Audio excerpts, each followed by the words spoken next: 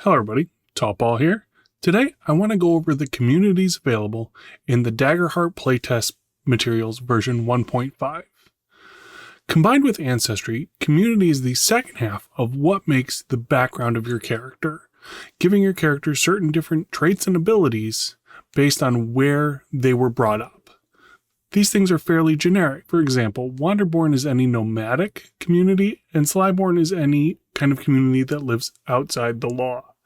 These can be applied to any kind of campaign setting or world that you might be playing in. Let's take a look at the 9 available in more specifics. So for Highborn, being part of a Highborn community means you are born into a life of elegance, opulence, and a prestige within the upper echelons of society. So the ability for Highborns are privilege. You have advantage on rolls you make to consort with nobles, negotiate prices, or leverage your reputation to get what you want. I think this is an excellent little community. Kind of gives you that I've dealt with these kind of people before.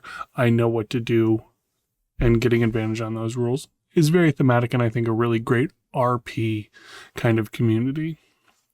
Ridgeborn. These are going to be your kind of mountain-born. Being part of a Ridgeborn community means you've called the rocky peaks or in sharp cliffs of the mountainside home. And you get steady. You have advantage on rolls to traverse dangerous cliffs and ledges, navigate harsh environments, and use your survival knowledge. In addition to that, you gain an armor slot at character creation. This is very cool, and I think also very strong. Getting an additional armor slot for a lot of classes is a very good thing because it allows you to reduce the damage coming in more and more. For Seaborn's going to be part of any sea community. You live near or on a body of water. Know the tide.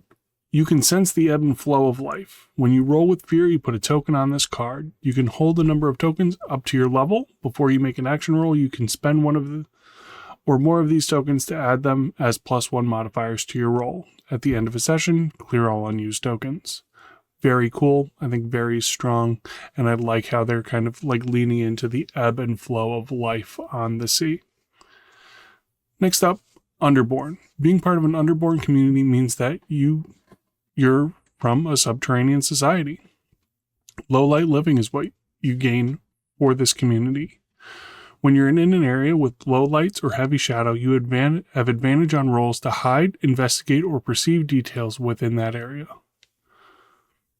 Very cool, I'm used to being in dark places, so it is not going to affect my ability to see or investigate in those areas.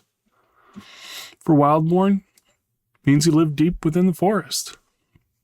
You gain Lightfoot. Your movement is naturally silent. You have advantage on rolls to move without being heard.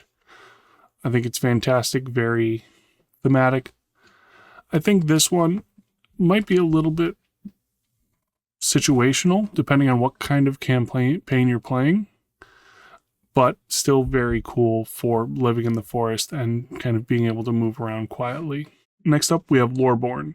Being part of a Loreborn community means you are from a society that favors strong academic or political prowess. For Loreborn, you get well-read. You have advantage on any rolls you make that deal with the history, culture, or politics of a prominent person or place.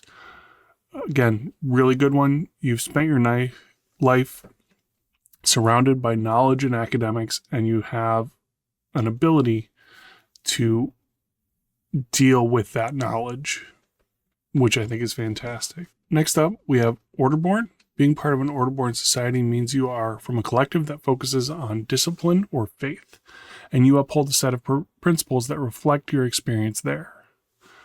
For this, you get Dedicated, which I think is one of the strongest abilities out of any of the communities. Record 3 sayings or values that your upbringing instilled in you. Once per short rest, when you describe how you're embodying one of these principles through your current action, you may roll with a d20 as your hope die instead of a d12. Rolling with a d20 as your hope die I think is incredibly strong. I also love that you need to have 3 specific things that were instilled in you in your upbringing, and you need to apply those to this place. Along with experiences, which is something that I really love about Daggerheart.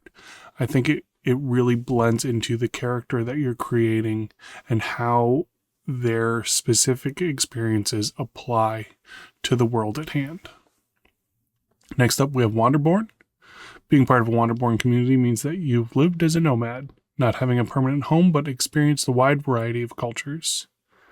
Nomadic Pack. Add a nomadic pack to your inventory. Once per session, you can spend a hope to reach into this pack and pull out a common item that is useful to the situation. Work with your GM to figure out what this item is. Very cool. This is also something that is very similar to, it's called like gear points that a lot of DMs that I know use, where you have 5 gear points, and at any point you can say that I've used one of these gear points to kind of create, or I have a basic item that I had purchased at some point on my person. You only have a certain number of gear points, and then you have to purchase more gear points when you get back into town, rather than having somebody go, yep, I need a pen, I need caltrops, I need ball bearings, I need these 57 different items for all of these situations. You have something that just automatically generates these items. Very cool. Last up, we have Slyborn. Being part of a Slyborn community means that you come from a group that operates outside the law, including all manner of criminals, grifters, and con artists. With Slyborn, you get Scoundrel. You have advantage on any rolls where you are negotiating with criminals, detecting lies, or finding a safe place to hide. Very cool. Very underworld vibes on that one, and I think really kinds of rounds out the communities as a whole. So those are the 9 communities available to you in Daggerheart. I am kind of hoping that they expand upon the communities a little bit with the 1.0 release. I think having 18 different ancestries and then only 9 different communities is a little bit more restricting. I think they did a very good job with all of the communities. I think all of them are very thematic. I think they all give very good bonuses to your character, and I think all of them really speak to the communities that they're trying to represent. All 9 communities build on what Daggerheart wants to be at its core, and that is a storytelling game. Building a character and then telling a story with that character is at its core what Daggerheart is trying to do. A huge part of that story is where characters come from through their community and their ancestry. Daggerheart does a great job of creating great story notes through all of these cards. Whether it's the Slyborn or the Orderborn, the Orderborn kind of making sure that you have 3 principles that were instilled in you from a very young age, and then using those still in your everyday adventuring life, I think is very cool. I want to thank you all for joining me today on this kind of trip through the Daggerheart 1.5 playtest materials. We've gone over ancestries and communities so far, and next I want to go over the classes and then eventually into some of the subclasses. I've really been enjoying playing Daggerheart. I now have about 15 hours or so DMing it, and I'm really excited to play more of it and share more of it with you. Thanks for joining me today. We'll see you next time.